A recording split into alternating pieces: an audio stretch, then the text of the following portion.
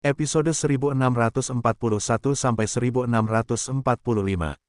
Keringat, kekuatan, kesuksesan pukul 0. Iklan oleh Pub Future, bab 1641, Mak Comblang. Adik Linger, bisakah kamu membantuku menyalin surat kedua ini dengan tulisan tangan yang sama? Tanya Zuan sambil berdiri dan menarik kursi untuknya. Xie Daoyun adalah seorang rune master, dan keahlian terbaiknya adalah menulis. Menyajikan tulisan tangan mungkin sulit bagi kebanyakan orang, tetapi sangat mudah bagi mereka. Tentu saja gelombang, jawab Xie Daoyun sambil duduk dan mengambil surat itu. Namun, senyum di wajahnya perlahan membeku. Ketika melihat reaksi anehnya, Zuan segera bertanya, ada apa? Apakah tulisan tangan ini sulit ditiru? Bukan itu, kata Xie Daoyun ragu-ragu. Setelah ragu-ragu sejenak, akhirnya dia berkata, wanita mana yang akan diajak kakak Su sukses? Zuan tak kuasa menahan tawa dan berkata, kamu salah paham. Itu bukan untukku, tetapi untuk persyaratan misi. Apakah aku perlu menyalin tulisan tangan orang lain jika itu untukku? Dia terlalu malu untuk menjelaskan siapa pasangan istana Jadevol itu, jika tidak, dia bisa jadi takut dan menolak untuk melakukannya. Benar, jawab Xie Daoyun, wajahnya berseri-seri. Dia pekerja lebar. Dia menggulung lengan bajunya sedikit, memperlihatkan pergelangan tangannya yang seputih salju saat dia mulai membuat salinan surat-surat itu. Apakah terlalu sulit? Zuan bertanya dengan cemas. Baik Wan Tongtian maupun tetua Huoling, mereka jelas memiliki gaya tulisan tangan yang berbeda. Itulah yang membuatnya gelisah sebelumnya. Mungkin sulit bagi orang lain, tetapi kakak Zu tidak boleh melupakan apa spesialisasiku, kata Xie Daoyun, wajahnya serius karena percaya diri. Dia dengan cepat menyelesaikan kedua surat itu. Saat memeriksanya, Zuan menemukan bahwa tidak ada perbedaan sama sekali antara gaya Wan Tongtian dan tetua Huoling. Dia menghela napas dalam-dalam dan berkata, aku benar-benar tidak pernah menyangka bahwa tangan yang begitu anggun mampu menulis kata-kata yang begitu kuat dan hebat. Xie Daoyun tersipu dan berkata, aku senang bisa membantu kakak Su. Kamu harus istirahat. Aku akan keluar sebentar lagi, kata Zuan sambil menyimpan surat-suratnya dan berjalan menuju pintu keluar. Kakak Zu gelombang, panggil Xie Daoyun. Apakah kamu akan kembali malam ini? Lalu dia berkata, mungkin sudah sangat larut saat aku kembali. Dia akan membantu Big Man dengan perawatannya, dan itu akan memakan waktu hampir sepanjang malam. Namun, dia tidak bisa bermalam di sana, akan buruk jika orang-orang istana Jadevol mengetahuinya. Xie Daoyun menghela napas lega saat mendengar bahwa dia akan kembali. Dia berkata, kalau begitu, kuharap misi kakak Zu berhasil. Zuan memiliki ekspresi aneh, tetapi setelah melambaikannya, dia menghilang ke langit malam. Sementara itu, di halaman istana Jadevol, tetua Huoling dan Pei Mianman sedang membicarakan rencana mereka untuk kompetisi beberapa hari ke depan. Pei Mianman menanggapi ucapan tuannya dengan agak linglung. Dia sibuk mencoba mencari tahu apa maksud Zu sebelum dia pergi. Tiba-tiba, ekspresi tetua Huoling berubah dingin. Dengan gerakan lengan bajunya, dia menangkap sesuatu yang terbang masuk melalui jendela dan meremasnya. Dia segera bergegas keluar dan melihat sekeliling dengan mata tajam. Sayangnya, tidak ada seorang pun yang terlihat, dan hanya beberapa jangkrik yang berkicau di sekitarnya. Tuan, ada apa? Pei Mianman bertanya sambil mengikutinya keluar. Iklan oleh Pub Future. Tadi ada orang hebat di sini, kata tetua Huoling, ekspresinya serius. Tidak banyak orang di Gunung Valet yang bisa mengirim surat tanpa ketahuan. Namun, tidak seorang pun dari mereka yang perlu bertindak diam-diam. Mungkinkah ada kultivator kuat lain yang menyelinap masuk? Sambil berpikir, dia mengambil surat itu. Dia memindainya dengan indera ketuhanannya tetapi tidak menemukan jebakan tersembunyi apapun, jadi dia membukanya. Jantungnya langsung berdebar kencang saat dia membaca kata-kata di depannya. Saat dia membaca isinya, ekspresinya berubah beberapa kali. Dia dipenuhi dengan emosi yang tak terhitung jumlahnya. Tuan, apa isinya? Tanya Pei Mianman. Ia belum pernah melihat ekspresi seperti itu dari wajah tuannya sebelumnya. Ia tidak dapat menahan diri untuk tidak berdiri berjinjit untuk melihat surat itu. Tidak ada, hanya sesuatu yang ditulis oleh orang yang tidak waras. Tidak perlu dihiraukan, kata Penatua Huoling sambil segera menyingkirkannya. Mari kita lanjutkan apa yang kita bicarakan sebelumnya. Pei Mianman menjawab dengan, oh. Dia tidak bisa terus bertanya tentang hal itu sekarang. Sebelumnya, Pei Mianman adalah orang yang linglung. Sekarang, pikiran tetua Huoling lah yang melayang. Dia tampak tenang di permukaan, tetapi berbagai emosi bercampur aduk di dalam dirinya. Mengapa bajingan itu menulis surat semacam ini kepadaku? Tapi siapa lagi kalau bukan dia? Bagaimana mungkin aku tidak mengenali tulisan tangannya? Dan siapa lagi di seluruh tempat ini yang bisa menyampaikan pesan seperti ini selain dia? Jangan bilang padaku bahwa karena kita pernah bertarung bersama sebelumnya, dia jadi ingat bagaimana kita dulu sewaktu muda. Tapi dia sudah punya istri dan anak. Apa gunanya menulis semua ini untukku? Dia pikir dia siapa? Apakah dia pikir aku akan menemuinya hanya karena dia menulis ini? Dan dia bahkan mengatur pertemuan di puncak danau surgawi yang paling terpencil. Apa sebenarnya yang ingin dia lakukan? Setelah beberapa saat, Pei Mianman menyadari ada yang aneh pada tuannya. Dia berkata dengan hati-hati, "Tuan, Anda pasti sangat lelah karena membantu saya pulih selama beberapa hari terakhir. Mungkin sebaiknya Anda beristirahat." "Tuanmu tidak lelah," jawab tetua Huoling secara refleks. Namun setelah ragu sejenak, dia tetap berdiri dan berkata, "Kurasa itu bukan ide yang buruk. Kamu harus meluangkan waktu untuk menyesuaikan kondisimu." Setelah mengatakan itu, dia kembali ke kamarnya. Tangannya sedikit gemetar saat dia mengeluarkan surat itu, membaca isinya kata demi kata. Kadang-kadang ekspresinya dipenuhi dengan kesedihan, dan di lain waktu tawa. Sesaat kemudian, dia tiba-tiba bangkit dan berkata pada dirinya sendiri, "Aku ingin melihat apa yang ingin kau katakan padaku." Dia bangkit dan bersiap untuk pergi, tetapi dia segera kembali ke kamarnya lagi. Dia memiliki ekspresi yang bertentangan. Namun, dia masih mengeluarkan cermin dan beberapa riasan dari kantong penyimpanannya. Ketika dia melihat set produk riasan yang familiar namun tidak dikenalnya, sedikit kesedihan muncul di wajahnya. Itu adalah sesuatu yang diberikan Wan Tongtian padanya saat itu. Sudah berapa tahun berlalu sejak terakhir kali dia menggunakannya? 30 tahun, atau sudah 50 tahun. Untungnya, barang-barang yang disimpan dalam kantong penyimpanan tidak rusak. Dia duduk di depan meja rias. Saat dia mengoleskan kosmetik ke wajahnya, dia sepertinya mengingat masa-masa kejayaannya di masa lalu. Pandangan tegas dan tegas di sudut matanya perlahan melunak, bahkan digantikan dengan sedikit rasa malu seorang wanita muda. Sementara itu, Pei Mianman merasa sangat gelisah di kamarnya. Tiba-tiba, jendela berderit pelan. Dia segera berbalik dan melihat sosok yang dikenalnya. "Ah Su!" teriaknya, terkejut sekaligus senang. Ia segera berlari untuk menyambutnya, sambil bertanya, "Mengapa kamu di sini? Tuan masih di sebelah." Zuan melompat masuk dan memeluknya erat-erat. Saat merasakan tekanan yang familiar di dadanya, dia berkata sambil terkekeh, "Jangan khawatir. Dia tidak akan kembali dalam waktu yang lama."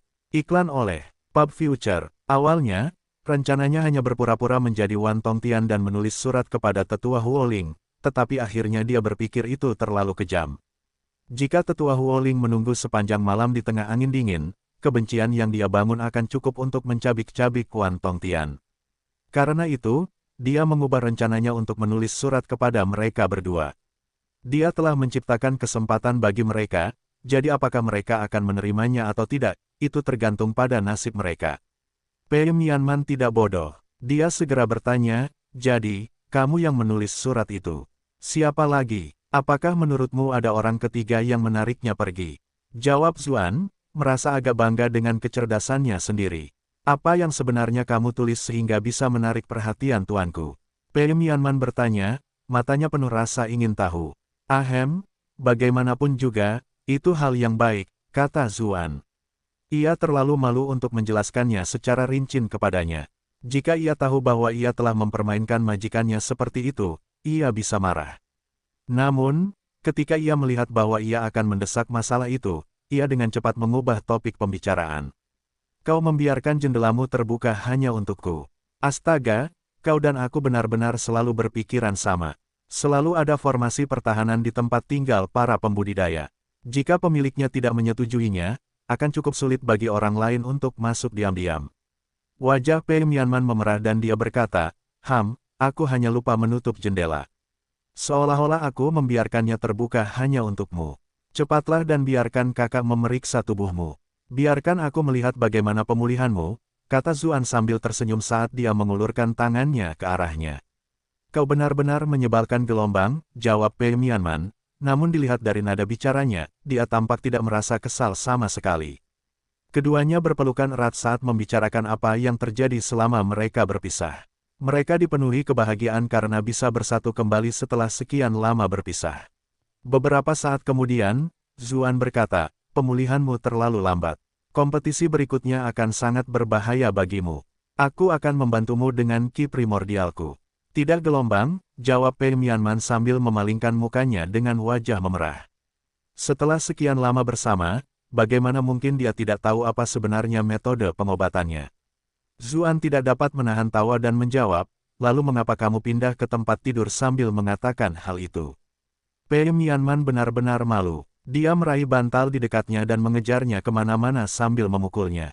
Namun, saat mereka bertarung, keduanya tidak bisa menahan diri untuk tidak bergerak di balik selimut. Bukankah, kau bilang kau akan mentraktirku?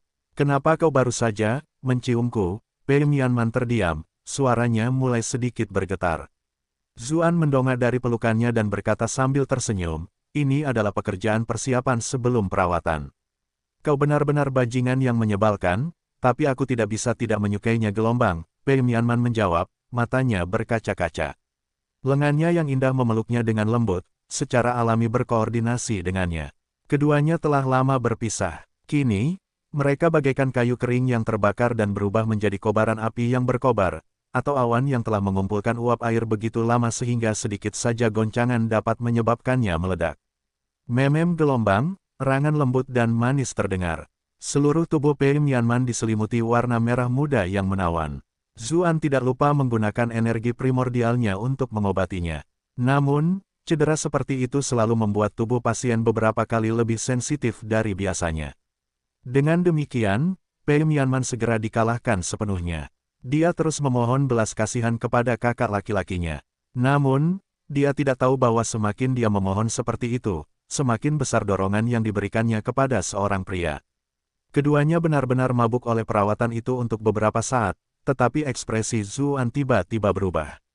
Apa-apaan ini? Kenapa ini terus terjadi? Temukan bab-bab baru di novelbind.com. Apakah surga sedang mempermainkanku saat ini? Saat merasakan keraguannya, Pei Mianman bertanya dengan malas, ada apa? Namun, tak lama kemudian, dia menemukan jawabannya. Dia mendengar langkah kaki ringan di luar. Kemudian, sebuah suara dingin dan jelas memanggil, Man, ini aku, Cuyan. Bab 1642, Penumpang Gelap. Begitu mendengar suara Cucuyan, seluruh tubuh Pei Mianman langsung menegang. Dia tidak bisa menahan diri untuk tidak gemetar. Zuan berteriak dalam hati. Dia tidak menyangka situasi seperti ini akan terjadi lagi. Sebelumnya, dia telah ditemukan oleh Yan Suehen, dan bermaksud untuk belajar dari pelajaran itu. Tetapi bagaimana dia bisa tahu bahwa Big Man akan melakukan itu? Keduanya berpelukan erat, seolah-olah ingin menyatu sepenuhnya. Saat itulah mereka berbagi perasaan yang paling intim. Jika tidak ada orang lain yang hadir, mereka pasti akan saling berbagi kata-kata manis yang tak ada habisnya. Namun, ada seseorang di luar sana, dan dia juga orang yang sangat istimewa. Manusia, seru Cuyan dengan bingung. Dia penasaran dengan tidak adanya respon, bahkan setelah sekian lama. Hah, Tuan Cuyan, Pei Mianman menjawab, terdengar sedikit gugup. Dia mendorong Zuan menjauh darinya dan ke samping, lalu dengan cepat mengenakan pakaiannya. Aku baru tahu kalau kamu juga datang ke Gunung Valet dari guruku. Kamu terluka saat kompetisi, jadi aku datang dengan pil jantung es untuk membantumu pulih lebih cepat, kata Cucuyan, meskipun dia merasa agak aneh. Dari cara Pei Mianman berbicara, mungkinkah dia sedang tidur? Zuan terkejut, teringat bahwa Yan Suehen pernah menggunakan pil jantung es sebelumnya. Itu adalah obat terbaik dari Sekte Giok Putih. Bahkan lebih bagus dari pil pengembalian jiwa milik Jidengtu. Itu sangat berharga, dan bahkan Master Sekte Yan Suehen hanya memiliki beberapa pil itu. Apakah Cucuyan benar-benar membawa pil seperti itu untuk Pei Mianman? Pei Mianman juga berasal dari Sekte Tao sekarang, jadi dia tentu saja telah mendengar tentang nilai pil jantung es. Dia terkejut dan takut. Dia tidak menyangka Cuyan akan memberikan sesuatu yang berharga ini. Sementara itu, di belakang Cuyan, dia telah mencuri. Dia merasa sangat kesal dan menyalahkan dirinya sendiri. Dia bahkan merasa Zuan kurang enak dipandang. Tunggu sebentar, Pei Mianman berteriak, cepat-cepat mengenakan pakaiannya. Akan tetapi, saat dia berdiri, dia merasa ada yang tidak beres. Dia menatap Zuan dengan kesal. Ini semua salah orang ini. Zuan pun merasa tak berdaya, berpikir, mengapa pemandangan ini terasa agak familiar. Tiba-tiba, Pei Mianman mendorongnya ke arah jendela dan memberi isyarat agar dia pergi, membuatnya putus asa. Mengapa dia merasa seperti orang ketiga di sini? Namun, dia tidak memiliki keberanian untuk menghadapi tatapan mata Cucuyan yang semurni gunung beku. Dia hanya bisa pergi dengan perasaan bersalah. Sementara itu, Pei Mianman segera membereskan tempat tidurnya yang berantakan, lalu berlari ke pintu dan berkata, "Cuyan, maaf soal itu. Aku sangat lelah karena perawatan baru-baru ini. Aku baru saja tertidur." Saat ini, Cucuyan benar-benar merasa sedikit malu. Dia menjawab, "Ini semua salahku karena mengganggu istirahatmu." "Sama sekali tidak, akhirnya aku bisa bertemu lagi dengan teman baikku, jadi aku sangat senang," kata Pei Mianman saat mengundangnya masuk. Bagaimanapun, Cuyan datang dengan hadiah yang sangat berharga, jadi jika dia tidak mengizinkannya masuk, itu akan terlihat agak tidak pantas. Itu bahkan bisa membuat Cuyan ragu. Cuyan tidak menolak ajakannya. Lagi pula, di kota Bright Moon, karena kepribadiannya yang dingin dan kebutuhan untuk menjaga penampilan yang bermartabat demi bisnis klannya, dia pada dasarnya tidak pernah punya teman. Pei Mianman secara praktis adalah satu-satunya orang yang bisa dia sebut sebagai teman dekat. "Aku terlambat datang ke sini karena aku tidak ingin orang lain tahu tentang hubungan kita. Ada banyak rumor yang beredar tentangku akhir-akhir ini, jadi aku khawatir aku akan berakhir mendapat perhatian yang tidak perlu," jelas Cucuyan ketika dia melihat rambut Pei Mianman yang berantakan dan penampilannya yang pucat. "Gosip apaan?" Pei Mianman bertanya sambil menuangkan teh untuknya. Dia tercengang mendengar penjelasan Cuyan. "Iklan oleh Pub Future, kamu tidak tahu tentang itu?" tanya Cucuyan, giliran dia yang terkejut. Pei Mianman menjelaskan dengan malu, "Tuanku mengunciku di kamar dan mengawasiku selama turnamen ini. Aku sama sekali tidak memiliki banyak kontak dengan dunia luar." "Itulah yang terjadi," kata Cucuyan, wajahnya agak memerah. Ketika topik itu terkait dengan Zuan, dia tidak bisa menahan rasa malu. Dia melanjutkan, "Sebenarnya itu bukan masalah besar." Dia menyerahkan kotak bersulam sambil berkata, "Pil jantung es ini adalah sesuatu yang diberikan kepadaku untuk aku gunakan sendiri, tetapi aku tidak akan menggunakannya dalam waktu dekat. Sementara itu, Anda terluka, jadi saya harap ini bisa berguna. Bagaimana aku bisa mengambil sesuatu seperti ini yang bisa menyelamatkan hidupmu? Cepat simpan itu. Aku sudah hampir pulih dari perawatan medis," kata Pei Mianman tergesa-gesa, mencoba menolak. Perawatan Jadevol Palace saja hanya memungkinkannya pulih 60 hingga 70%, tetapi dengan bantuan Ah Su, dia sudah hampir pulih. Tentu saja, dia tidak bisa memberitahu Cuyan tentang hal itu. "Jangan khawatir, aku bisa meminta satu lagi dari sekteku," kata Cucuyan sambil mendorong kopernya. "Jangan seperti ini, kita berteman baik, bukan?" Ketika mendengar Cuyan memanggilnya teman baik, hati Pei Mianman sedikit berdebar. Sedikit rasa bersalah muncul di wajahnya. Setelah itu, Cucuyan bercerita tentang apa yang telah terjadi sejak terakhir kali mereka bertemu. Namun, keduanya diam-diam memilih untuk menghindari apapun yang berhubungan dengan Zuan. Saat itu, mereka seperti kembali ke masa-masa ceria mereka di kota Bright Moon. Tiba-tiba, terdengar suara aneh dari tubuh Pei Mianman. Cucuyan tercengang dan menatapnya dengan bingung. "Perutku agak tidak nyaman akhir-akhir ini," Pei Mianman menjelaskan sambil mengutuk Zuan dalam hatinya. Dia sebenarnya telah meninggalkan begitu banyak hal dalam dirinya. Ekspresi Cucuyan berubah aneh. Dulu di kota Bright Moon, dia pasti akan mempercayainya. Namun, sekarang setelah dia memiliki sedikit pengalaman, dia merasa suara itu agak familiar. Dia mengendus udara dan melihat ke tempat tidur yang berantakan. Ketika dia memikirkan reaksi aneh Pei Mianman, dia sudah mulai menebak-nebak. "Kalau begitu, aku tidak akan mengganggu istirahatmu lagi," katanya sambil bangkit untuk pergi. Ketika Pei Mianman melihat ekspresi Cuyan berubah dari lembut menjadi sangat dingin, hatinya bergetar. Dia tidak bisa menahan diri untuk tidak berteriak, "Cuyan!" Cuyan berhenti, tetapi dia tidak berbalik. Dia bertanya dengan nada dingin, ada apa? Pei Mianman merasa putus asa. Dia berkata dengan lemah, percaya atau tidak, aku akan selalu menganggapmu sebagai sahabatku. Chu Chuyan tidak menjawab. Dia terdiam cukup lama sebelum mengangguk pelan. Kemudian, dia pergi. Ketika dia pergi, Pei Mianman melihat pil jantung es yang tertinggal di atas meja. Wajahnya memanas. Karena malu, dia menjambak rambutnya dan berteriak, "Ah, aku hampir hancur oleh si idiot itu." Astaga, saat Zuan kembali ke kamarnya, dia tidak bisa menahan bersin. Iklan oleh Pub Future. Suara itu membangunkan Xie Daoyun yang sedang berbaring di kamar lain. Dia memegang selimutnya dan duduk sambil berteriak, "Kakak Zhu, kamu sudah kembali." Zuan memberi isyarat agar dia tidak perlu bangun, lalu menjawab, "Ya. Tidurlah lagi dan jangan khawatirkan aku." Setelah dia kembali ke kamarnya dan berbaring, dia sangat malu sehingga dia tidak bisa tidur. Sebelumnya, Yan Suhen telah mengetahui bahwa dia bersama Cuyan, tetapi kali ini, Big Man Man telah diketahui oleh Cuyan. Sungguh malang nasib sial macam apa ini. Haruskah aku mencari Cuyan dan meminta maaf? Tapi aku kabur begitu cepat, mungkin dia tidak tahu. Kalau aku pergi minta maaf sekarang, mana mungkin Yan Suhen tidak tahu. Hanya memikirkan neraka itu saja membuat seluruh tubuhnya gemetar. Sementara itu, di luar, Xie Daoyun juga merasa sulit tidur. Aku ingin tahu apakah kakak Zhu melihat baju tidur baruku atau tidak. Zuan berpikir, karena aku tidak bisa tidur, lebih baik aku tetap terjaga. Ia teringat bahwa ia sudah lama tidak memainkan sistem keyboard. Ia biasanya sibuk dan tidak punya waktu untuk melakukannya, jadi malam ini adalah waktu yang tepat.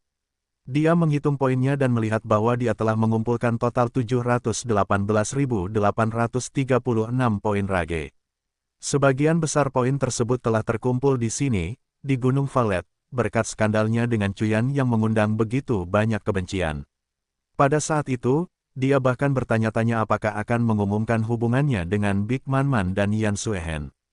Poin amarahnya mungkin akan berlipat ganda, tetapi dia belum tentu bisa meninggalkan Gunung Valet hidup-hidup. Ketika dia memikirkan konsekuensi yang mungkin terjadi, dia menggigil. Kemudian, dia mulai menarik. Setelah melakukan ini begitu lama, dia tidak merasakan sesuatu yang istimewa lagi. Sebelumnya, dia akan membakar dupa, mandi, berdoa kepada Buddha, atau apapun. Sekarang, dia sangat tenang dan langsung menarik. Terima kasih telah bermain. Terima kasih telah bermain. Ketika dia melihat kata-kata familiar itu, Zuan sama sekali tidak terkejut. Dia bahkan ingin tertawa. Namun, di tengah jalan, keyboard berhenti pada angka 9. Selamat telah memperoleh pil keberuntungan. Zuan tercengang. Nama ini tidak asing. Dia berhasil mendapatkan pil keberuntungan saat pertama kali tiba di dunia ini. Itulah yang diandalkannya untuk menjadi gila di kasino. Namun, bagi dirinya saat ini, itu tidak terlalu istimewa. Apakah dia akan pergi ke kasino dan mengalaminya lagi? Pada titik ini, dia bisa saja merampok mereka secara langsung. Mungkin kali lain saya harus mencobanya. Dia terus menarik, tetapi mulai mengerutkan kening saat dia melihat, terima kasih sudah bermain dan buah ki secara bergantian. Mengapa tidak ada satupun jimat harimau dari tarikan itu? Saat ini, dia hanya memiliki 2 dewi, Daji dan Moshi, jadi dia ingin mencoba yang lain dengan jimat harimau. Meskipun mereka tidak begitu berguna dalam hal pertempuran, mereka setidaknya bisa berfungsi sebagai tangan tambahan untuk mengurus beberapa hal. Tiba-tiba, indikator berhenti pada tombol F. Selamat telah mendapatkan freeloader. Zuan tercengang. Bab 1643, aku memberimu kesempatan, tapi kau tidak menghargainya. Deskripsi keterampilan freeloader, mereka dapat ditemukan di mana-mana dalam dunia nyata, game, dan novel. Keterampilan terbaik mereka, menumpang, memungkinkan mereka untuk membeli atau menukar barang bahkan tanpa uang atau barang berharga lainnya. Demi freeloading, freeloader tidak takut dengan masalah apapun. Keberanian semacam ini adalah sesuatu yang layak dipelajari oleh kita semua. Namun, sifat buruk mereka yang suka berbuat curang dan kikir telah merugikan kepentingan pencipta nilai, sehingga mengundang cemoohan dan penghinaan dari orang lain. Seorang tukang bonceng terkenal pernah berkata, kalau saya tidak membayar setelah selesai, itu bukan prostitusi, kan? Seorang penumpang gelap lainnya sering menyatakan, penumpang gelap mendatangkan kebahagiaan. Jika Anda penumpang gelap sekali, Anda merasa senang sekali. Jika Anda selalu menjadi penumpang gelap, Anda selalu merasa senang. Efek skill, setelah freeloader digunakan, biaya negatif penggunaan skill pun dapat diabaikan. Penggunaan tersisa, 3. Pengingat khusus. Ada batasan untuk menumpang. Jika biayanya melebihi jumlah tertentu, penumpang akan dihukum berat. Zuan benar-benar bingung saat selesai membaca efek skill tersebut. Ada begitu banyak penumpang gelap online di dunianya sebelumnya, dan novel-novel yang ia ikuti sering memohon kepada para pembacanya untuk tidak lagi menjadi penumpang gelap. Dia tidak menyangka akan menemukan konsep yang sama bahkan di dunia ini. Meski efek keterampilan itu agak sederhana, semakin pendek katanya, semakin besar pula konsekuensinya. Skill ini sebetulnya agak konyol. Lagi pula, banyak keterampilan di dunia ini yang mengikuti prinsip pertukaran yang setara. Semakin besar kekuatannya, semakin besar pula biayanya. Namun freeloader dapat mengabaikan biaya itu sepenuhnya. Satu-satunya hal yang perlu diperhatikan adalah bahwa keterampilan itu tampaknya tidak maha kuasa. Rupanya bahkan freeloader tidak dapat menanggung biayanya jika terlalu besar. Misalnya, jika dia ingin menghancurkan seluruh dunia, bahkan jika dia menggunakan skill freeloader, dia akan langsung hancur menjadi abu karena serangannya. Dia bertanya-tanya di mana batas kemampuannya. Namun, kemampuannya itu ada batasnya, jadi dia tidak bisa mengujinya secara sembarangan. Sementara itu, dia bisa saja mati jika menggunakannya dalam pertempuran sungguhan. Dia segera menyelesaikan penarikannya. Selain skill Fortune Pill dan freeloader, ia juga memperoleh 720 key fruits, membuatnya cukup puas dengan hasilnya. Selanjutnya, ia memanggil Mosi. Kulitnya yang kecoklatan bersinar dengan cahaya yang mempesona, dan dirinya sendiri seperti macan tutul yang cantik. Pahanya yang proporsional penuh dengan pemudaan yang luar biasa. Meskipun ini bukan pertama kalinya dia melihatnya, dia tetap mendesah kagum. Mosi adalah kebalikan dari Daji. Daji lembut dan halus, keindahan yang dapat menghancurkan seluruh negeri. Sementara itu, Mosi lebih seperti jenderal yang heroik. Yup, kulitnya yang kecoklatan ditambah dengan pakaiannya membuatnya semakin mirip dengan gadis-gadis seksi di pantai. Dibandingkan dengan Daji, Mosi lebih sombong. Sebelumnya, dia tidak pernah sepenuhnya menuruti perintah Zuan, dan hanya sesaat Zuan mengeluarkan buah Qi. Oleh karena itu, Zuan menggunakan buah Qi untuk membuatnya melakukan apa yang dimintanya, tidak seperti dalam kasus Daji, di mana dia memberikannya begitu saja tanpa syarat apapun. Namun, Zuan sudah memikirkan segalanya sekarang. Meskipun para dewi tidak memiliki jiwa, mereka masih memiliki hal-hal seperti kesan dan dukungan. Jika dia memperlakukannya secara eksploitatif, dia mungkin akan memperlakukannya dengan cara yang sama. Ketika dia mencapai level yang lebih tinggi dan lebih tinggi lagi, dia akan semakin sulit dikendalikan. Daripada itu, akan lebih baik baginya untuk mencoba menciptakan hubungan yang baik sekarang, memperlakukannya seperti simulasi kencan. Buka mulutmu gelombang, kata Zuan sambil mengeluarkan buah Qi. Ditambah dengan apa yang tersisa dari sebelumnya, totalnya menjadi 1634.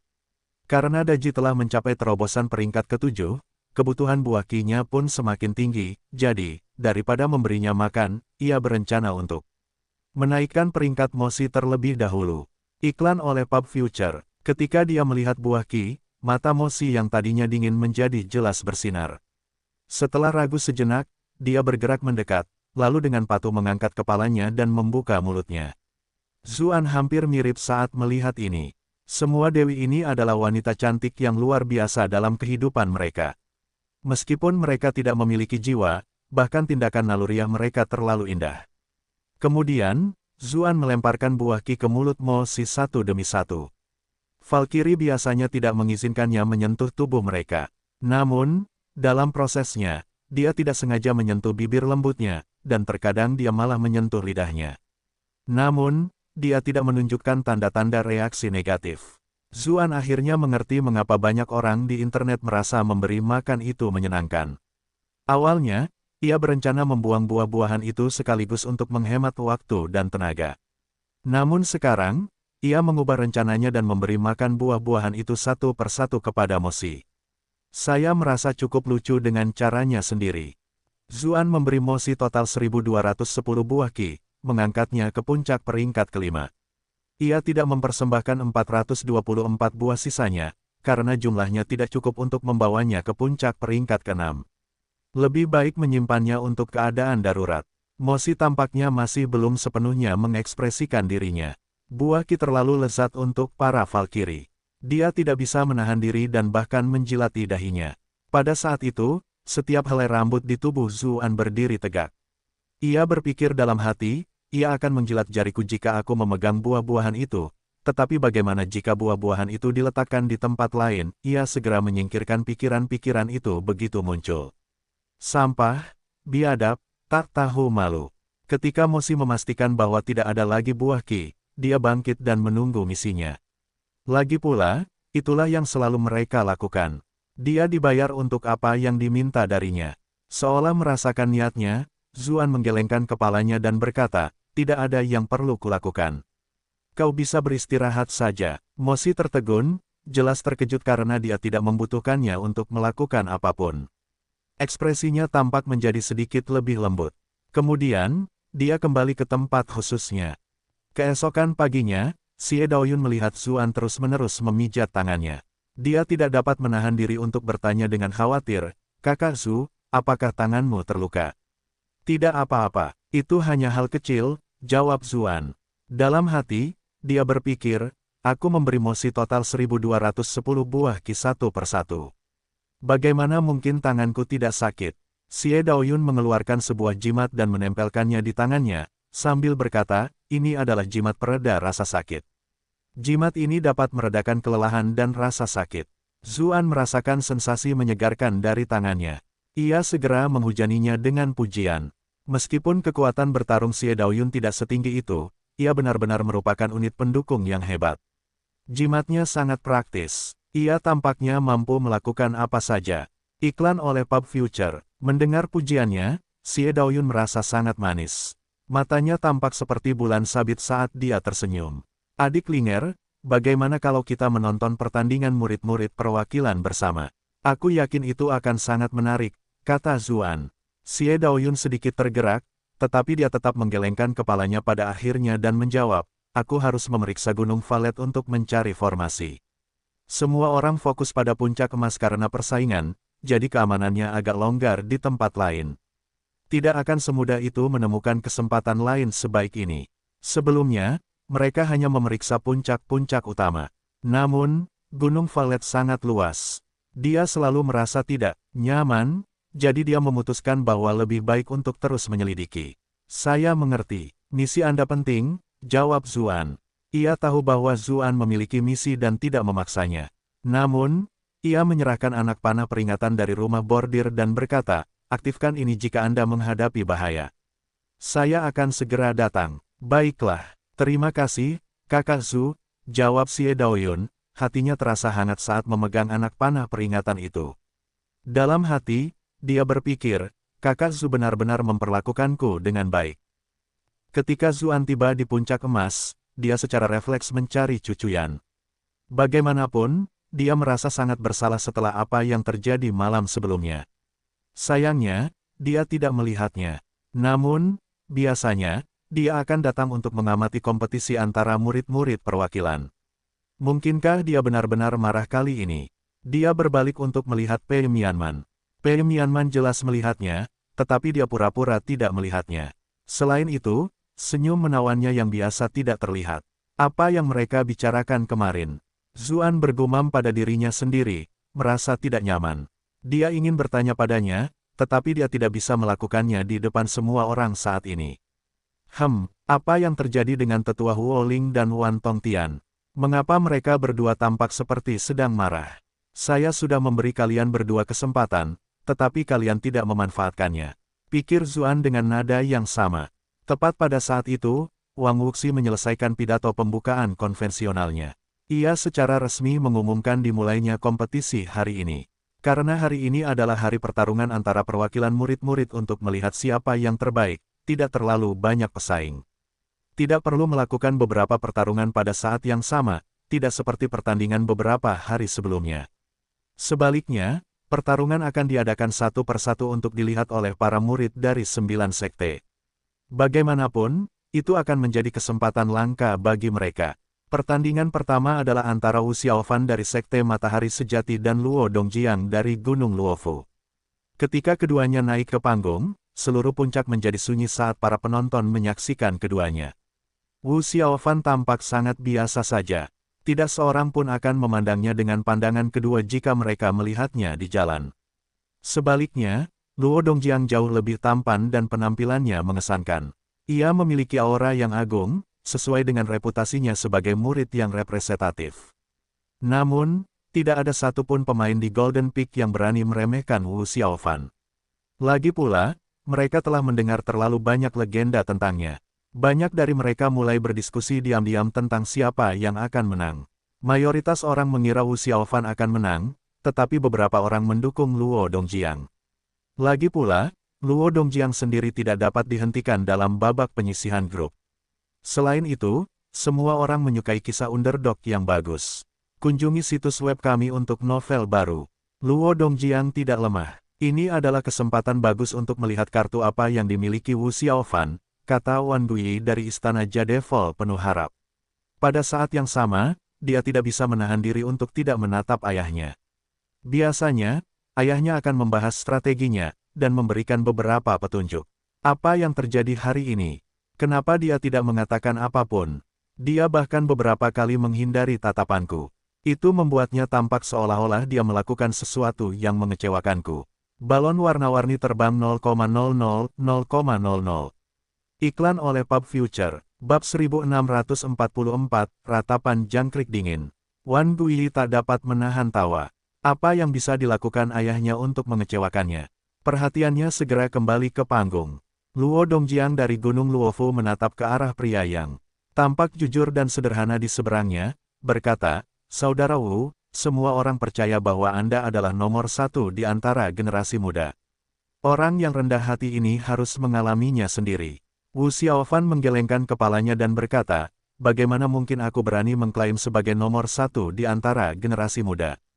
Tuan Zhu menunjukkan bahwa dia sudah lebih kuat dariku beberapa hari yang lalu." Luo Dongjiang tersedak. "Bukankah kau mengatakan hal yang sudah jelas? Dia bahkan mengalahkan tetua Su kita, jadi kita hanya bisa membandingkannya dengan generasi yang lebih tua. Mengapa dia harus melawan junior seperti kita?" Dia hanya mengira Wu Xiaofan sedang mempermainkannya, membuatnya marah. Dia tidak mengatakan apa-apa lagi dan menghunus pedangnya. Gelombang energi bumi yang kuat menyebar dari bawah kakinya, dan seekor naga yang terbuat dari tanah dengan cepat berenang di sekelilingnya. Suara naga samar-samar mengikuti jejaknya. Gunung Luofu unggul dalam elemen tanah. Yang tak lain adalah seni ekstrim Gunung Luofu, Earth Dragon's Cry. Naga itu menciptakan pusaran tanah yang kacau saat bergerak. Ia melepaskan tekanan ganas yang begitu kuat sehingga bahkan para murid di sekitarnya tampaknya dapat merasakan beratnya tanah yang menimpa mereka. Banyak murid yang mendesah takjub, mereka telah meremehkan murid Gunung Luofu ini karena betapa tidak berdayanya dia melawan Zuan, tetapi sekarang semuanya berbeda. Wan Gui, Luo Wucheng, dan kandidat lainnya menatap Wu Xiaofan untuk melihat bagaimana dia akan menghadapi situasi tersebut. Akan tetapi, meski aura Luo Dongjiang semakin kuat, Wu Xiaofan tetap tenang sepenuhnya, seolah-olah dia tidak bermaksud mengganggu lawannya. Banyak murid yang merasa bahwa Wu Xiaofan terlalu meremehkan lawannya. Lagi pula, Luo Dongjiang juga murid yang representatif. Bahkan jika ada perbedaan di antara mereka, seberapa besar perbedaan itu? Jika dia terus-menerus membiarkan lawannya mengumpulkan kekuatan, dia pasti akan membayar harganya saat mereka bertarung nanti. Teriak naga bumi, teriak Luo Dongjiang saat dia selesai mengisi dayanya. Seluruh tubuhnya berputar cepat, menyatu dengan naga bumi di sekitarnya, dan ia menyerang Wu Xiaofan yang dikelilingi oleh aura kehancuran yang luar biasa. Penghalang di sekitar panggung mulai berkedip terus-menerus, kekuatan teknik dahsyat itu jelas mengaktifkan pertahanan di seputar arena. Elemen tanah biasanya lebih unggul dalam bertahan daripada menyerang. Aku tidak menyangka kekuatan menyerangnya ternyata begitu dahsyat. Seperti yang diharapkan dari seni ekstrim Gunung Luofu. Para murid berteriak kaget, namun, Wan Gui dan perwakilan murid-murid lainnya lebih mengkhawatirkan hal lain. Mereka bertanya-tanya bagaimana mereka akan menghadapi serangan ini jika mereka berada di tempat Wu Xiaofan. Para perwakilan murid ini tampaknya memiliki beberapa keterampilan, Zhang Zijiang tidak bisa menahan diri untuk tidak berkata sambil mendesah. Namun, Ketika dia melihat ekspresi Zuan yang benar-benar tenang, dia dengan cepat mengubah topik pembicaraan, menambahkan, tetapi tentu saja, mereka masih jauh lebih sedikit jika dibandingkan dengan Tuan Su. Tidak melepaskan kesempatan untuk memberikan sanjungan adalah keterampilan penting bagi pejabat istana manapun. Di atas panggung, Wu Xiaofan masih tidak bergerak sedikit pun.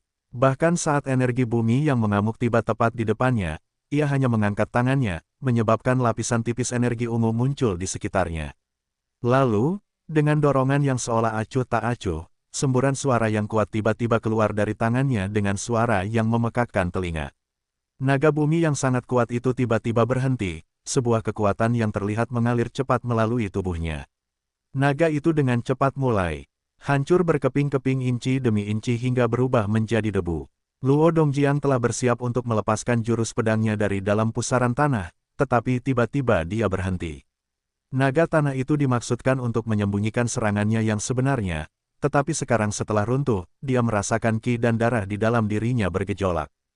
Hal tersulit baginya untuk diterima adalah bahwa serangan balik Wu Xiaofan terasa seolah-olah telah melucuti pakaiannya, praktis membuatnya telanjang bulat di depan orang banyak. Bagaimana ini mungkin? Luo Dongjiang terkejut. Dia tahu ada perbedaan antara dirinya dan Wu Xiaofan, tetapi dia tidak menyangka perbedaannya akan begitu besar. Earth Dragon's Cry sudah menjadi serangan terkuatnya, di awalnya mengira lawannya akan menghindar atau menggunakan banyak energi untuk menghentikan tornado bumi. Selanjutnya, dia akan memberikan pukulan yang menentukan, membuat Wu Xiaofan lama-lama energinya menyusut. Namun, dia tidak pernah menyangka bahwa dialah yang akan lama. Iklan oleh Pub Future. Namun, dia sudah mengumpulkan kekuatan dan harus menggunakannya. Meskipun dia tidak memiliki naga bumi untuk menyembunyikan gerakannya, dia masih menggunakan keterampilan pedangnya yang paling kuat. Cahaya pedang yang menyilaukan muncul dari panggung, menelan Wu Xiaofan ke dalamnya. Namun, sesaat kemudian, cahaya itu mereda. Wu Xiaofan menghantam pedangnya dengan telapak tangannya, langsung menyerangnya sebelum menyerang. Luo Dongjiang merasa khawatir. Ia ingin mundur dan menghindar, tetapi energi internalnya benar-benar kacau setelah serangan lawannya. Pada saat itu, telapak tangan Wu Xiaofan langsung mengenai dadanya. Aduh! Darah menyembur keluar dari mulut Luo Dongjiang saat tubuhnya terlempar ke belakang seperti karung pasir. Wu Xiaofan tidak terus mengejarnya, sebaliknya, dia menangkupkan tangannya dengan rendah hati dan berkata, "Kau bersikap lunak padaku." Luo Dongjiang perlahan bangkit berdiri dan menyeka darah dari sudut mulutnya. Dia benar-benar putus asa saat menjawab, "Terima kasih atas kemurahan hatimu, kakak senior." Meskipun dia telah memuntahkan darah dan berada dalam kondisi yang menyedihkan, dia dapat merasakan bahwa Wu Xiaofan tidak mengerahkan seluruh kemampuannya. Jika tidak, dia bahkan tidak akan mampu berdiri sekarang. Dia biasanya sangat menghargai dirinya sendiri, tetapi ternyata dia bahkan tidak mampu mengeluarkan kekuatan penuh lawannya. Ketika dia memikirkan betapa menyedihkannya kondisi yang akan dialaminya jika dia melawan Zuan, dia merasa sangat putus asa. Semua murid dari Gunung Luofu merasa sedih. Sebelumnya, tetua mereka kalah dari seorang anak muda, dan sekarang, murid perwakilan mereka juga kalah telak dari murid perwakilan lainnya. Tampaknya Gunung Luofu tidak akan mampu mengangkat kepala mereka dengan bangga setidaknya selama 10 tahun. Wan Guyi mengumpat dalam hati, sampai itu, Luo Dongjiang. Dia ingin melihat apakah beberapa kartu truf Wu Xiaofan dapat dikeluarkan, namun Luo Dongjiang telah dikalahkan hanya dengan 2 pukulan. Ekspresi murid-murid perwakilan lainnya tidak jauh lebih baik. Mereka semua berharap Luo Dongjiang akan menghabiskan sebagian besar kekuatan Wu Xiaofan, karena dia adalah lawan terbesar mereka, tetapi siapa yang mengira bahwa dia akan menang dengan mudah. "Tuan, Wu Xiaofan ini cukup kuat," Qiu Honglei berkata diam-diam kepada Yun Jianyu. "Kamu juga tidak lemah. Kamu akan memiliki peluang lebih tinggi untuk menang melawannya daripada gadis Chu itu," jawab Yun Jianyu.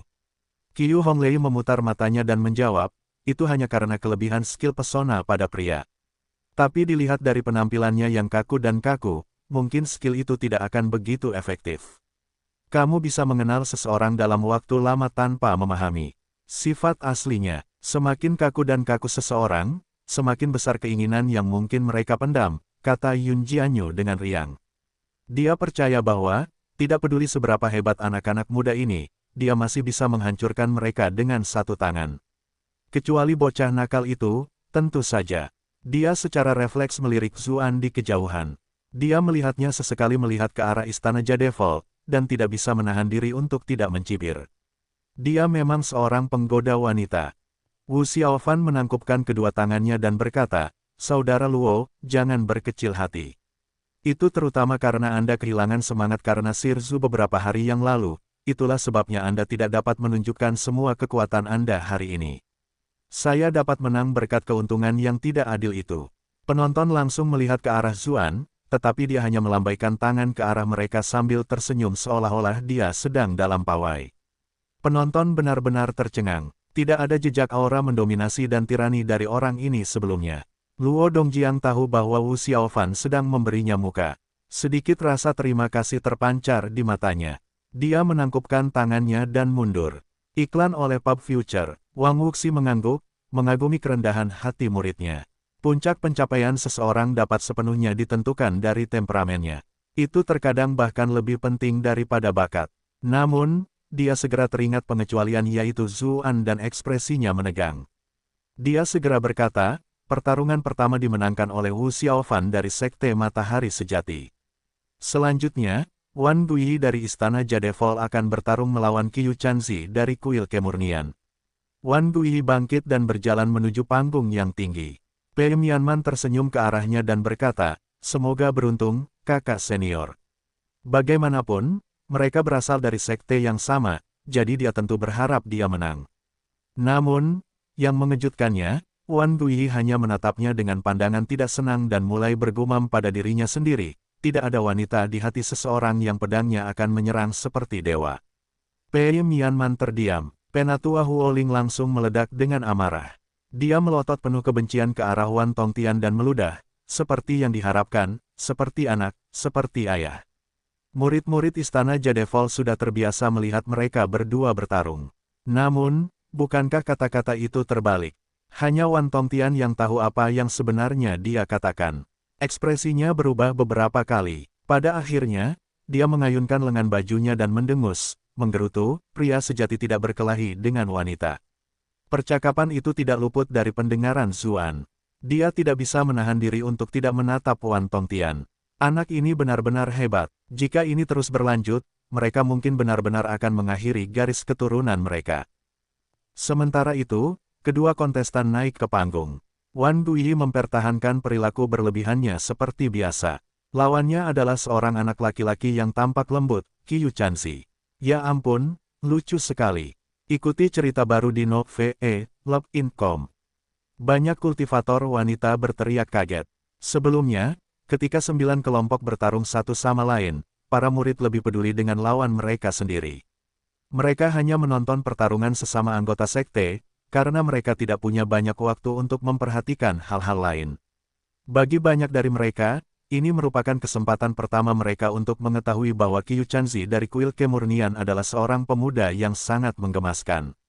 Biksu kecil Kuil Ketenangan, Jiese, mendengus dan berkata, tingkat kelucuan anak itu sebenarnya hampir menyaingi milikku.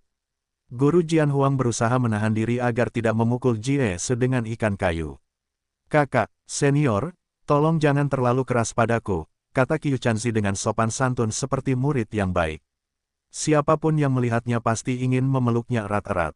Wan Guyi melambaikan tangannya dengan tidak sabar dan menjawab, "Jangan beri aku omong kosong itu." Mulai saja pertarungannya, Wu Xiaofan telah menang dengan sangat mudah sehingga dia merasakan banyak tekanan. Dia juga menginginkan kemenangan yang bersih. Qiu Chanzi menundukkan kepalanya seolah-olah dia merasa dirugikan. Semua murid perempuan dipenuhi dengan kemarahan yang benar. Mereka semua mencela sikap Wan Guyi sebagai kejahatan. Para wanita, kata Wan Guyi, mengabaikan mereka begitu saja. Dengan harga dirinya, wajar saja jika dia merasa tidak pantas untuk menyerang lebih dulu. Namun, pada saat yang sama, dia agak tidak sabar dan bertanya, "Kalian akan pindah atau tidak?" Para vandal mulai membuatnya semakin kesal. Qiu Chanzi tiba-tiba mendongak. Senyum aneh muncul di wajahnya saat dia menjawab, "Kakak senior, aku sudah pindah." Sekarang para penonton terkejut. Bagaimanapun, Qiu Chanzi ini jelas terlihat seperti anak kecil yang manis dan baik hati. Setiap orang yang melihatnya pasti ingin meremas pipinya dan memeluknya. Namun, wajahnya sekarang berubah dengan cara yang menakutkan, dan temperamennya sekarang tampak aneh dan menakutkan. Lebih jauh lagi, seluruh tubuhnya memancarkan aura kegelapan yang tidak dapat dijelaskan. Bab 1645, Tinju untuk Orang Gila yang Tertawa. Para penonton sangat terkejut. Qiu Chanzi selalu bersikap sangat sopan di babak penyisihan grup dan memperlakukan semua orang dengan baik. Bahkan mereka yang dikalahkannya pun menerimanya dengan sepenuh hati. Mengapa dia tiba-tiba menjadi seperti ini, seolah-olah dia dirasuki setan? Melihat pandangan skeptis orang-orang, Wakil Kepala Kuil Kemurnian menyeka keringat dinginnya sambil menjelaskan, Qiu Chanzi tidak dirasuki oleh iblis, sebaliknya, sifatnya agak aneh. Dia tampaknya memiliki dua kepribadian. Selain itu, karena metode kultivasinya istimewa, dia selalu memasuki kondisi seperti ini setiap kali menghadapi situasi sulit. Para pemimpin sekte lainnya merasa lebih tenang saat mendengar itu. Ternyata Qiu Chanzi telah menahan diri selama ini. Sekarang dia menghadapi musuh yang kuat seperti Wan Guyi, dia tidak dapat menahan kemampuannya. Namun, kondisinya saat ini benar-benar sedikit menakutkan. Sementara itu, Yun Jianyu menepuk pahanya dan tertawa. Dia berkata, anak ini tidak buruk. Mari kita coba masukkan dia ke sekte iblis kita jika ada kesempatan. Dia punya potensi untuk menjadi iblis yang hebat. Qiu Honglei memutar matanya dan menjawab, Guru, bukankah Anda mengatakan kepada saya untuk tidak memanggil kami sekte iblis? Senyum Yun Jianyu membeku. Dia buru-buru menjawab, beda kalau aku yang bilang, beda kalau kamu yang bilang. Bukankah itu standar ganda? Terserah, kamu seharusnya menonton kompetisi dengan serius sekarang. Sementara itu, di atas panggung, Wan Guyi juga terkejut. Ia akhirnya menyadari ada yang tidak beres. Saat itu tengah musim dingin, jadi mengapa ia mendengar suara jangkrik? Lebih jauh, meskipun ia selalu agak sombong, aneh baginya untuk benar-benar kehilangan ketenangannya. Rasa gelisah misterius yang ia rasakan tampaknya berasal dari suara jangkrik di sekelilingnya. Dengan jentikan jarinya, pedang panjangnya langsung terlepas dari sarungnya. Dia tidak memegang pedang itu, tetapi malah melemparkannya ke arah Qiu Chanzi. Meskipun pedang itu menebas Qiu Chanzi dengan gagang terlebih dahulu, semburan ki pedang membanjiri seluruh panggung. Kemanapun bila pedang itu lewat, ki pedangnya yang tajam meninggalkan luka-luka panjang di seluruh panggung. Para murid yang menyaksikan semuanya sangat terkejut. Pedang ki milik Wan Guyi ini tampaknya agak terlalu kuat. Bagaimana serangan biasa ini bisa memiliki kekuatan seperti itu? Bahkan mata Wu Xiaofan sedikit melebar. Dia mengamati pertempuran itu dengan saksama. Saat itu, Wang Wuxi menoleh ke Zuan dan bertanya, Tuan Zhu, apa pendapatmu tentang keterampilan pedang Wan Guyi? Para master dan tetua sekte lainnya juga melihat ke arahnya. Sebelumnya, mereka sama sekali tidak peduli dengan pendapatnya. Tidak mungkin mereka akan bertanya kepadanya tentang apa yang dipikirkannya. Namun, setelah pertempuran yang mengejutkan itu, mereka tidak lagi dianggap sebagai junior. Di antaranya dan fakta bahwa ia telah memegang jabatan penting di pengadilan pada usia yang begitu muda, prospek masa depannya jelas tidak terbatas. Mereka semua tentu ingin meningkatkan hubungan mereka. Dia sendiri seperti pedang. Dia tampak seperti berlian kasar yang terlahir untuk menghunus pedang, komentar Zuan. Dia tidak bisa menahan tawa pada dirinya sendiri. Di masa lalu, dia selalu menjadi orang yang bertarung sampai mati sementara hakim dan tetua lainnya mengomentari penampilannya. Dia tidak menyangka akan menjadi orang yang menilai orang lain sekarang. Wang Wuxi tidak dapat menahan diri untuk berkata kepada Wan Tongtian, Saudara Wan, kamu telah melahirkan seorang putra yang luar biasa. Dia diam-diam melirik Yan Suehen yang terdiam saat dia berbicara. Dia dipenuhi dengan penyesalan. Iklan oleh Pub Future. Sama sekali tidak, jawab Wan Tongtian. Dia hanya terdengar sopan di permukaan, tetapi dia begitu senang sampai-sampai ekornya bergoyang-goyang. Tetua Huoling yang misterius. Dia jelas menjadi semakin kesal saat Wan Guyi menunjukkan dirinya yang lebih tangguh. Dia berkomentar, mereka berdua menggunakan pedang, tetapi menurutku, dia masih terlalu kurang dibandingkan dengan Tuan Su. Ekspresi orang lain berubah. Tetua, bagaimana kau bisa mengakhiri pembicaraan seperti itu? Sementara itu, beberapa perubahan telah terjadi di medan perang. Qiu Chanzi berjongkok sedikit sebelum melompat tinggi ke udara, menghindari serangan ganas Wan Guyi. Banyak penonton yang mengalami mengernyitkan dahi saat melihat gerakan itu, berpikir bahwa itu tampaknya bukan pilihan yang bijaksana. Mereka yang belum mencapai peringkat master hanya bisa melayang di udara dalam waktu singkat. Selain itu, mobilitas mereka menurun drastis di udara. Bukankah Qiu Chanzi akan menjadi target hidup? Gagang pedang Wan Guyi meleset dan menghantam penghalang di sekitar panggung. Pedang itu berkedip, dan pedang itu terlempar mundur mengikuti lintasan aslinya. Namun, dia tampaknya sudah mengantisipasi hal itu, dan dengan mudah meraihnya, gerakannya membuatnya tampak sangat tampan. Banyak murid perempuan yang lebih muda berteriak keheranan. Sayangnya, Wan Guyi adalah pria yang tidak romantis, dan hanya merasa bahwa hubungan mereka agak berisik. Dia mendongak ke arah Qiu Chanzi, dengan jelas menyadari adanya celah, dan berkata, "Kamu benar-benar sedang mencari kematian." Dia berubah menjadi seberkas cahaya, melesat ke udara menuju Qiu Chanzi. Dia yakin bahwa dengan kecepatan pedangnya, tidak mungkin Qiu Chanzi, yang baru saja melancarkan kekuatannya, dapat menghindarinya. Sebelumnya, Wu Xiaofan telah berhadapan dengan Luo Dongjiang hanya dengan 2 serangan telapak tangan, menang di sini dengan 2 gerakan akan sama bagusnya. Akan tetapi, ekspresinya segera membeku, karena serangan yang ia yakini akan mengenai sasarannya meleset. Dia telah menembus level master dan dapat bergerak di udara sesuka hati. Dia segera menoleh ke belakang, dan melihat Qiu Chanzi muncul kembali sekitar 100 meter jauhnya. Lingkaran pola biru tiba-tiba muncul di sekitar Qiu Chanzi. Wan Guyi merasa sakit kepala. Apa yang terjadi di sini? Jangan bilang anak ini akan melepaskan jurus pedang konyol seperti itu, Zuan. Penampilan Zuan yang konyol dan luar biasa hari itu jelas meninggalkan kesan yang tak terlupakan dalam pikirannya yang masih belum dewasa. Riak-riak itu membesar dengan cepat dan membesar hingga benjolan jangkrik raksasa muncul di belakang Qiu Chanzi. Ia mengepakkan sayapnya dengan lembut dan mengeluarkan teriakan yang membuat semua orang yang hadir gemetar ketakutan.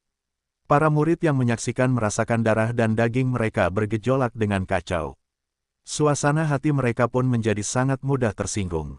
Di kursi juri, Wang Wuxi menyadari ada yang tidak beres. Dengan lambaian lengan bajunya, gelombang energi ungu samar mengelilingi dan menutupi panggung. Baru kemudian para murid di sekitarnya berangsur-angsur tenang. Sementara itu, Wan Guyi yang berada di tengah panggung tidak seberuntung itu. Seluruh tubuhnya bergetar dan energi dalam dirinya bergetar. Matanya mulai memerah, dan dia tampak seperti akan pingsan. "Hehehe, aku menghindarinya gelombang," kata Qiu Chanzi sambil menjambak rambutnya dan memperlihatkan senyum yang sangat senang. Matanya penuh dengan kegilaan. Banyak orang yang hadir merasa tidak puas dengan anak ini. Hanya Zuan yang merasa pemandangannya agak familiar. Di dunia sebelumnya, karakter seperti ini cukup sering muncul di anime. Haruskah aku menyebut orang aneh yang gila atau orang sakit? Guan Chouhai tidak dapat menahan diri untuk tidak mengungkapkan kerahasiaannya. "Saudara He, apa yang terjadi padanya? Mengapa ini terasa sedikit mirip dengan wilayah kekuasaan seorang Grandmaster?" He Yuan dari kuil kemurnian menghiasi jenggotnya dan berkata sambil tersenyum, "Ini adalah hasil dari pertemuan kebetulan yang dialami Qiu Chanzi ketika dia masih muda. Dia mendapat seekor jangkrik aneh. Setelah memurnikannya menjadi hewan peliharaan, jiwanya sendiri, dia menjadi seperti ini. Karena itu dia memutuskan untuk mengubah namanya menjadi Qiu Chanzi. Seiring dengan peningkatan pelatihannya, kekuatan jangkrik musim dingin juga tumbuh semakin kuat." 1. Iklan oleh Pub Future. Aku penasaran monster purba apa saja yang ada di musim dingin ini. Para pemimpin sekte mulai berdiskusi tentang asal-usul jangkrik musim dingin. Sayangnya, tidak satu pun dari mereka dapat mencapai kesimpulan meskipun mereka memiliki pengalaman yang luar biasa. Hanya Wan Tongtian yang menunjukkan ekspresi tidak senang.